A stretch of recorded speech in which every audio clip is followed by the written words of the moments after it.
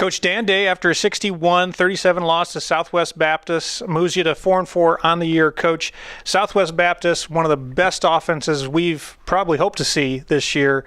Is it very difficult to replicate that speed? They scored 3 plays into the game on a 75-yard drive.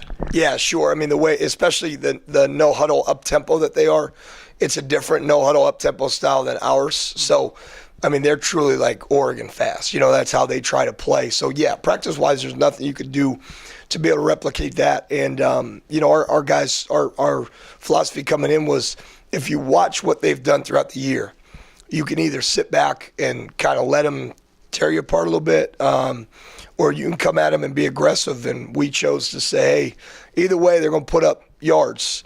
But the only way, Truman was the only team that's been able to kind of slow them down, and they did it with their aggression.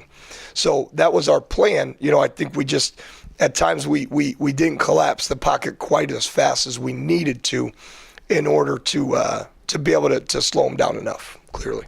A lot of plays run in this game. I think you guys combined for 176 total plays for over 1,100 yards of offense.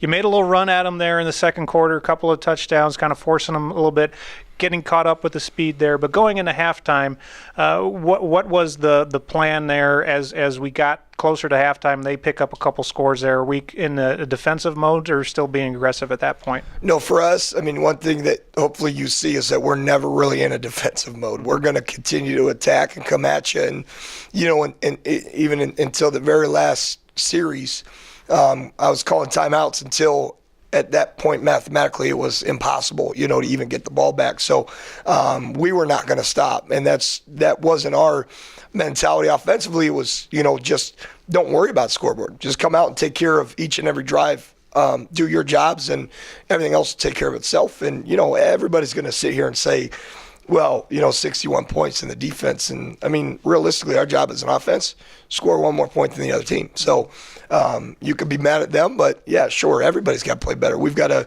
if it's going to turn into a shootout, if we want to be the team we're prepared to be, then let's find out how to put that many points up, you know. So in no way is it one side, you know, one side's fault over the other. We've, as a team collectively, we've got to do a better job.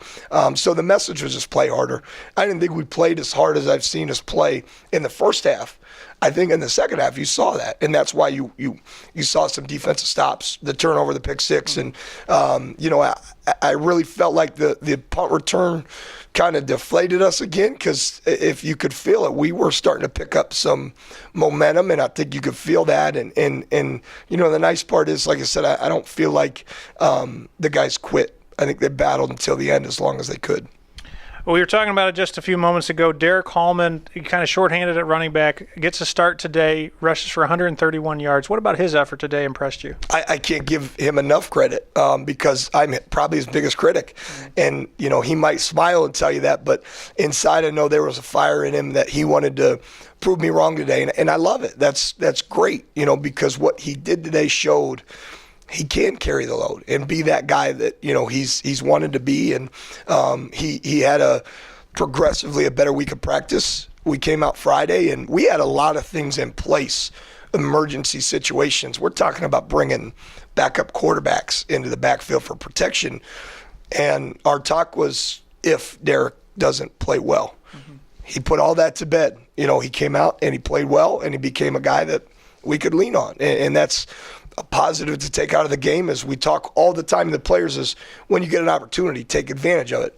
He did that today. There's no question that he proved to be a guy that our game plan going into next week would have been different.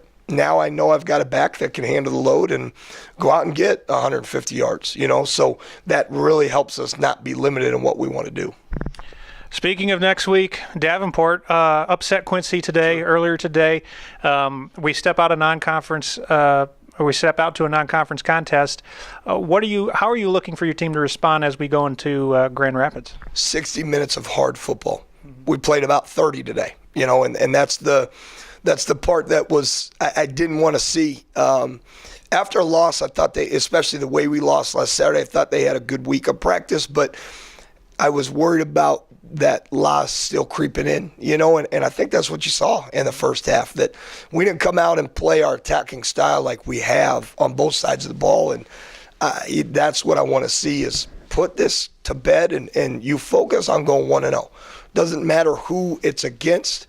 We take care of our business, play Puma football, and focus on being 1-0. That's it.